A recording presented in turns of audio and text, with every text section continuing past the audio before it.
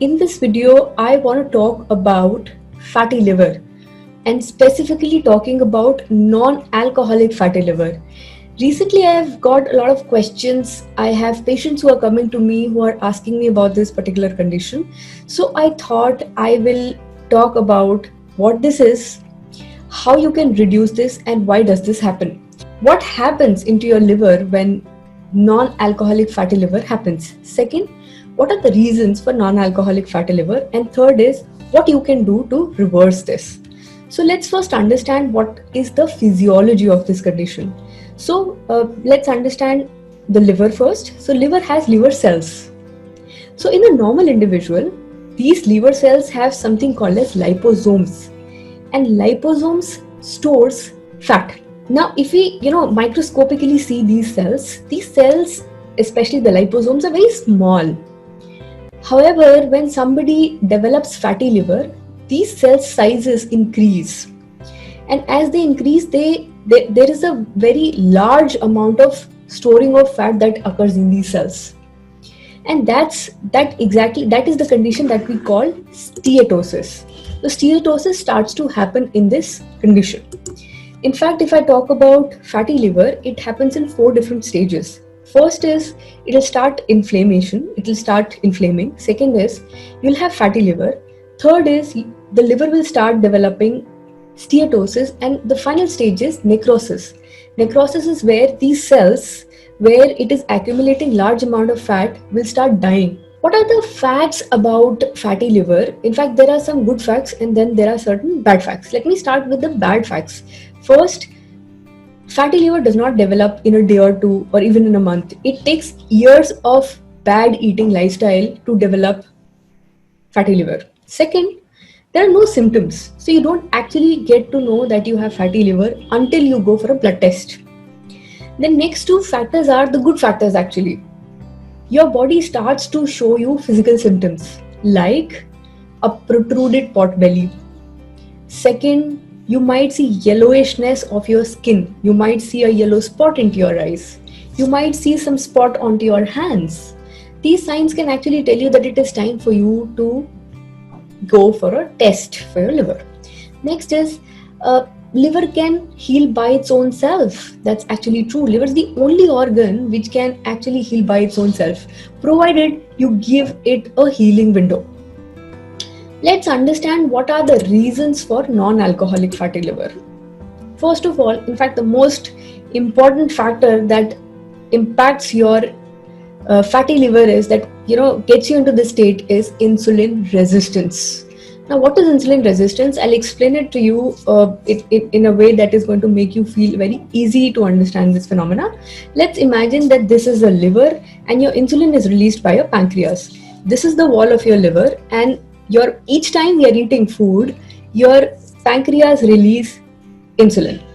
So insulin has to go and give liver a signal that you have to start working. In fact, your liver has some 500 plus unique functions that it does.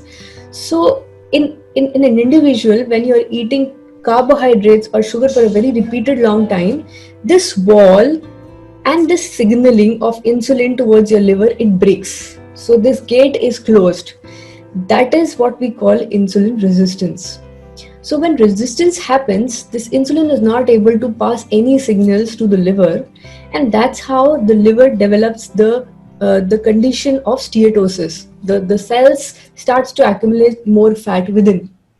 In fact, apart from insulin resistance, repeated take of alcohol can also cause fatty liver. Apart from that, fructose, if you're taking fructose in a very high quantity, it's one of the major reasons of developing fatty acids, let me tell you. Corns have fructose, sodas have fructose, juices have very high amount of fructose. Next, too much of carbohydrates. This is, a cycle. Too much of carbs is going to lead you to insulin resistance, which is not actually getting detected in your blood, and then you are going to have non-alcoholic fatty liver. Let's jump to the third part of it, which I am sure most of you want to, understand. But before that, I would like to, show you this process to, sum it up what we just learned. What happens when you get fatty liver? Your liver cells are called hepatocytes that stores fat. in fatty liver, the cell size would increase and start storing more fat, more and more fat. That is what we call steatosis. In fact, when you have steatosis, you will have free fatty acids getting released from your liver in form of fats and triglycerides. This is very important. In fact, FFA is a very important factor in fatty liver. And that's why you will see always a link between an increased triglycerides and cholesterol with somebody who has fatty liver as well. And liver moves into that state of fatty acids and even to necrosis. Let's understand what we can do to reverse this. So first of all, first thing first, because of prolonged bad lifestyle, eating habits, you tend to develop this problem. So you have to change your lifestyle.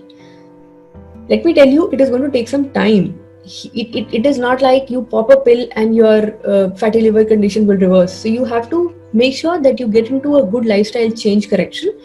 Give some time for your liver to heal and you will be able to reverse all these problems. Next, cruciferous vegetables are very important. So if you're somebody who does not take vegetables in abundance, this is something that you have to start doing. Cruciferous vegetables are your kale, your broccoli, your cabbage, your cauliflower. You have to include them. No sugar. Avoid sugar at all cost. In fact, a good combination is going to be take a low carb, high fat, and lots of vegetable kind of a diet for you. If you are going to combine your intermittent fasting with your low carb and a high fat diet, it is going to show an extremely good results to improve your condition. In fact, I also would recommend you to gradually move into a prolonged fasting state with ketosis. A lot of people have a confusion with fasting. They eat carbohydrates and then suddenly would go into a 24 hours to 48 hours fasting. Let me tell you, that's not the right way to do fast. If you want to do fasting happens in a 5-stage process. I don't want to get into the detail, but I would tell you that gradually move from a 5-meal plan to a 3-meal plan, from a 3-meal plan to a 2-meal plan with ketosis. Let your body set into ketosis, and once you know that your body is set into ketosis, then move yourself into prolonged fasting, so that when your body is into ketosis, that means your body is trying to burn fat, utilize the stored fat in your body. Ultimately, your body will start burning even the stored fat into your liver as well. So your liver is going to find a lot of time to heal. If you're a non-vegetarian, start including organ meats. Very important. In fact, choline is very important. Choline is actually a type of vitamin which is similar to vitamin B. It's produced by the liver because now liver is compromised. That's why it's not getting produced. So you can have food which is rich in choline, like eggs. Like you can have vegetables in a steamed format which is rich in antioxidants as well as choline. So let me repeat it once again, what you can do to reverse your fatty liver condition. First, get that myth out of your mind that eating fat is the reason why you are having fatty liver. The reason is actually carbohydrates and not fat. Number 2, put yourself on a low carb diet with a high fat diet, and along with the same, make sure you include a lot of vegetables, especially the cruciferous class. Third is put yourself on a prolonged fasting, especially when you have set your body into ketosis. Fourth is include choline as well as organ meats. I hope this video is helpful. If any one of you have fatty liver or any of your family member, put them into this. In fact, I've started a program which is called as the Healthy Keto Weight Loss Formula. You guys can jump in. I also keep doing webinar. My next webinar is coming up. There is a link given in the description. Go ahead, register for the same, and I will see you soon. And we will do a lot of learning into that webinar about ketosis as well as the ketogenic diet. All right, guys, thank you so much for watching.